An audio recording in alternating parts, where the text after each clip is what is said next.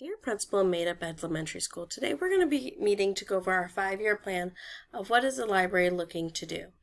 Our main goal for this 5 years is to focus on diversity, equity, and inclusion. The reason this is chosen because this all-encompassing is going to affect many assets of the library, including our personalized learning, our computer science, our computer technology, data-driven instruction, maker spaces. So this diversity, equity, inclusion is a plan to promote diversity, equity, inclusion, to promote personalized learning and patron success in the school library. Why was this chosen? So we chose diversity, equity, and inclusion because our shareholders in the library cannot be successful without first examining the population. COVID demonstrated the inequities of the haves and the have-nots, and our students cannot be expected to learn without us getting to know them. Personal learning plans and individual lesson activities cannot be delivered without meeting the needs of the shareholders. All for Ed addresses the problem. The article highlighted the fact that 16.9 million children could not access the internet at home. These are our students and our minorities. When Black, Latino, and American, Indian, and Alaska Native make over 30% of their population in each of those categories, that's 30% Black, 30% Latino, 30% American, Indian, and Alaska Native, do not have high-speed internet in their demographic. Our students who live in the country do not have access to the internet. They miss out on lots of resources and lots of activities and a fair education.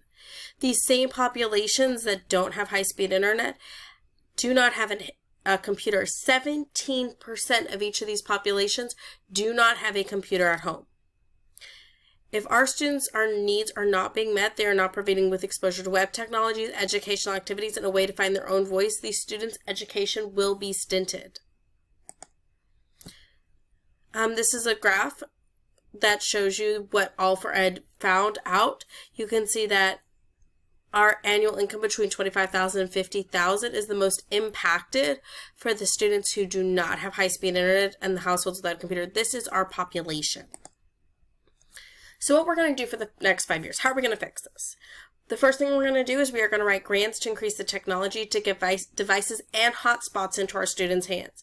While technology is not required, this allows for more ways for the students to use their voice. They can use it through video gaming, they can use it through software, they can use it through Nearpods. We're going to have makerspace activities at the library that promote different culture, abilities, learning styles, and more. These are going to meet the needs of our students. We will have activities for those who are hearing impaired, vision impaired. We're going to have things that work for our special needs population as well as for our gifted populations. Our displays will feature students of different colors, orientations, and backgrounds. We're going to look at the demographics of the school, figure out which demographics needs are not being met, and make sure those are being showcased in our bulletin boards and our featured books. Our students are going to start seeing themselves in the library. And that means when they're reading the books, they're going to find themselves, whether that's through their orientation, their color, their religion, their beliefs. It'll become a place where they can recruit others to come to. So what we'd like is for the students to start coming and start bringing their friends because they're finding it as a safe, welcoming place. It will become a place where teachers can learn how to meet the needs of their students.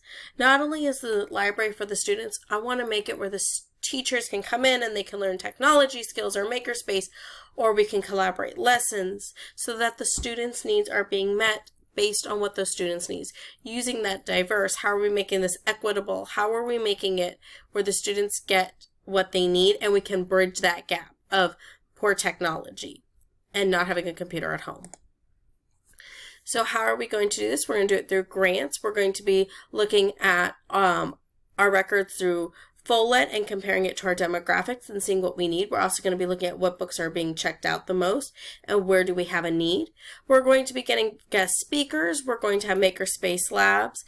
We are going to have diverse literature that meets the needs of our population where everyone feels represented. If we have a child from Vietnam, we're going to get some Vietnamese books so that child has something they can feel seen, heard, and represented. We're going to be increasing our technology as well as having different art projects to input the kids' creativity. Our results is we expect to see our number of checkouts to increase by 10%. We expect to have surveys filled out with a 75% satisfaction library. We plan to hold at least one night of a year. We're going to train teachers with PD once a year, increase our technology by at least 2%, and have a mobile maker lab.